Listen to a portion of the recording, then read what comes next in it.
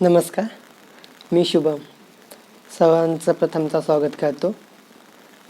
15 ऑक्टोंबर म्हणजेच APJ अब्दुल कलाम यांचा वाचन प्रेरणा दिवस म्हणून आपण जगभर साजरा करतो. त्यांच्या जयंतीनिमित्त हा एक सुंदर असा उपक्रम आपण सर्व शाळा महाविद्यालयांमध्ये साजरा करत असतो. या निमित्त मी एक छोटीशी कथा आपल्यासमोर मांडणार आहेत. खूप सुंदर अशी कथा आहे. त्या अगोदर त्यांच्याबद्दलची काही थोडीशी माहिती मी तुम्हाला सांगतो. भारतरत्न डॉक्टर APJ अब्दुल कलाम हे शेवटच्या श्वासापर्यंत ज्ञान साधनेत मग्न होते. म्हणूनच 15 ऑक्टोंबर या दिवशी त्यांची जयंती साजरी केली जाते. आणखी एक विशेष म्हणजे तुम्हाला सांगितल्याप्रमाणे की त्या दिवशी वाचन प्रेरणा दिवस हा एक साजरा केला जातो. विद्यार्थ्यांमध्ये नाविन्यपूर्ण कौशल्य, कलागुण विकसित करण्यासाठी हा दिवस खूप असा महत्त्वाचा मानला जातो. या निमित्त विशेष कार्यक्रमांचं आयोजन देखील सर्व शाळा, महाविद्यालये आणि विद्यापीठांमध्ये आयोजन केलं जातं. या दिवशी वाचन करून किंवा एखाद्या पुस्तकाचं सार सांगून किंवा त्याचं अभिवाचन करून त्यामुळे आपल्याला कोणकोणत्या गोष्टी समजतात, त्या पुस्तकातलं त्या लेखकानं काय मांडलं आहे ते सर्व आपल्याला या वाचनातून, अभिवाचनातून समजण्यास सोपं जातं. अभिवाचन हे कविता, कथा, कादंबरी, एखादा सारांश किंवा एखाद्या व्यक्तीबद्दल हे अभिवाचन केलं जातं. तसंच आजचा हा विषय आपण निवडलेला आहे डॉक्टर APJ अब्दुल कलाम यांच्या संदर्भात. तर मी त्यांच्या या जयंतीनिमित्त वाचन प्रेरणा दिनाचं औचित्य साधून जे काही अभिवाचन स्पर्धा नाही म्हणता येणार, पण अभिवाचन एक स्पर्धे टाईप आम्ही ठेवला होता. त्यामध्ये मी छोटीशी एक कथा सादर केली होती. त्या कथेचं मी तुम्हाला अभिवाचन करून दाखवतो. ही कथा पु ल देशपांडे यांच्या गणगोत या पुस्तकातील दिनेश या सुंदर कथेचं अभिवाचन मी आपल्यासमोर करणार आहे. म्हणजेच एक दिनेश नावाची कथा, छोटीशी कथा आहे, त्याचं मी अभिवाचन आपल्यासमोर करतो आहे. पुलंनी लहान मुलांविषयी फारसं लिहिलेलं नाही, परंतु दिनेश हे दृश्य शब्दचित्र हे सुंदर अपवाद म्हणता येईल.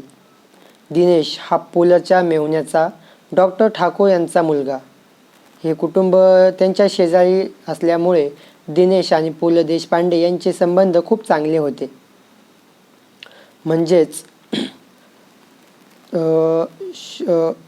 या लेखातील भाई काका म्हणजे खुद्द पु ल देशपांडे आणि त्यांची भावंड शुभाताई आणि सतीश दादा त्यांना आळतुरच म्हणतात.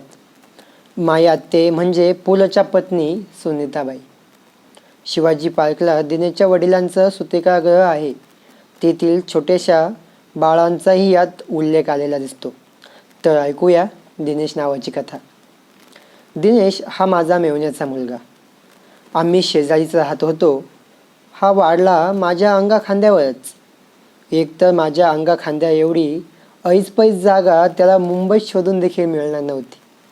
दुसरे म्हणजे मी त्याच्या खेळण्याच्या वेळी रिकामाच. सामान्यतः माझी पाठ ही स्वतःला लोळण्यासाठी, घडवण्यासाठी आली होती, अशी त्याने वयाच्या 5व्या-6व्या महिन्यापासूनच समजूत करून घेतली होती. त्यात सुमार आलाच. सुनीताने त्याच्या वडील भावंडाला बकासूरची कथा सांगितली आणि बकासूर किती मोठा आहे याचं वर्णन केल्यावर शुभाने विचारले, म्हणजे आपल्या भाई काका एवढा? बरोबर असे उत्तर मिळाल्यावर शुभा, सतीशदादा आणि आजूबाजूची प्रजा स्वतःकडे भीमाचा पाठ घेऊन मला इच्छेच्छ तुडवीत असे. मग मला थोडा वेळ मरावे लागेल. एकदा ही पीडा टाळण्यासाठी मी जरा जास्तच वेळ जीभ बाहेर काढून मेलो होतो. भोवतालचा गोतावळा जरा जास्तच गोळामोळा झाला होता. माझ्या मृतदेहावर दिनेशला आणून टाकण्यात आले होते.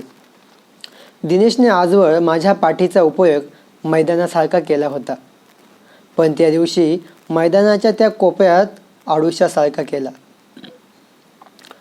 आणि बकासूरला टुंकन उठावे लागले. इतका वेळ मरायचे नाही असे शुभाने मला बजावले. का? बघा मग, बकासूर कोठला, या सगळ्या मॉन्टेसरीने माझ्याविषयी काय काय कल्पना करून घेतल्या आहेत तेच कळत नाही. त्यांच्या नाटकात माझ्या वाट्याला अफजल खान, कंस, रावण असले घनघोर पाठ येतात. आठवड्यातून कितीतरी वेळा माझ्यावर मरून पडणे, जणू एवढाच अभिनय मला येतो एवढी त्यांची समजूत आहे. शुभा मोठी झाल्यावर मी तिला व तिच्या दादाला महाराष्ट्रात नट म्हणून मला किती भाव आहे हे कळावे म्हणून माझे बटाट्याची चाळ हे नाटक दाखवले. त्याच्या आदल्याच आठवड्यात त्यांची आई त्यांना सर्कशीत घेऊन गेली होती. म्हणजेच त्यानंतर बराच वेळ बिर्ला थिएटरात गाढ झोपून मंडळी घरी आले. दुसऱ्या दिवशी एक भांडण सुनीता पुढे आले. माई अक्का, भाई काका विदूषक आहे का? सुनीताच्या हातातून कप खाली पडला. विदूषक? मग लोक त्यांच्याकडून बघून हसत नव्हते? पुढला तंटा मी काय ऐकला नाही. नव्या पिढीपासूनच माझी फार गत होत चालली आहे याची जाणीव मला दिनेशनेच करून दिली. त्याचा चंदू काका लष्करी वैमानिक आहे. तू विमान चालवतो? एकदा आकाशातून विमान जात होते. मी म्हटले, तो बघ तुझा चंदू काका बोईंगमधून चालला आहे. माझ्याकडे एक अत्यंत करून कटाक्ष टाकून तो म्हणाला, चंदू काका जेट चालवतो. मलाच काय, पण माझ्या सगळ्याच पिढीलाच चालचाकी वाहनात टॅक्सी, बस, ट्रक असे स्थूल जातीभेद कळतात. पण गॅलरीतून मोटारीची रीग पाहून फॅट, ॲम्बॅसिडर, मॉरिस, हिलमन अशी त्यांची नावं ओळखणारी ही बालसेना पाहिल्यावर आपले दिवस संपले की काय असे वाटायला लागते. आमच्या जमान्यात लग्नात लाडवाशी संबंध होता. आता लग्नाचं आईस्क्रीम केव्हा देता ही भाषा सुरू झाली. पण आईस्क्रीम आणि लग्न यांचे संबंध कुठल्या थराला गेले आहे ते दिनेशने दाखवून दिले.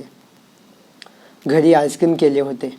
सारे अंगभर आईस्क्रीम खाऊन झाल्यानंतर टावेल दे सुरू झाले. चिरंजीवांना स्वच्छतेचे अवगुणच वळण लागल्यामुळे मातापिताही खुश झाले. पण टॉवेल हा अंग पुसण्यासाठी मागण्यात आला नव्हता. त्याचे एक टोक माझ्या हातात व एक टोक त्याच्या स्वतःच्या हातात होते आणि हा टॉवेल अंतरपाटासारखा धरून लग्न करूया लग्न लावण्यात आले. लग्नाशिवाय आईस्क्रीम कोठले? दुपारी सामसूम झालेली असते. दिवाणखान्यात मी वाचत बसलेला असतो. काही वेळाने दिनेशचा सोफ्याकडे मोर्चा वळतो. सोफ्याची ॲम्बॅसिडर होते आणि वडिलांच्या हॉस्पिटलमधली बाळं पाण्यासाठी शिवाजी पार्कला जाते.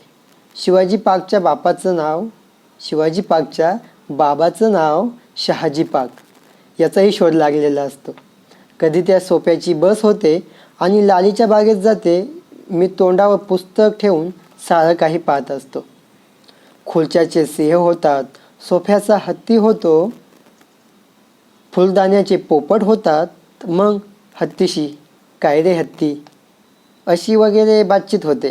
खुर्च्या टेबलांशी बोलणारा हत्तीच्या पाठीवरच माझा दोस्त आडवा होतो. त्या दिवशीची सारी चिमुकली स्वप्ने हत्तीच्या पाठीवरून लालीच्या बागेत फिरताना पूर्ण होतात.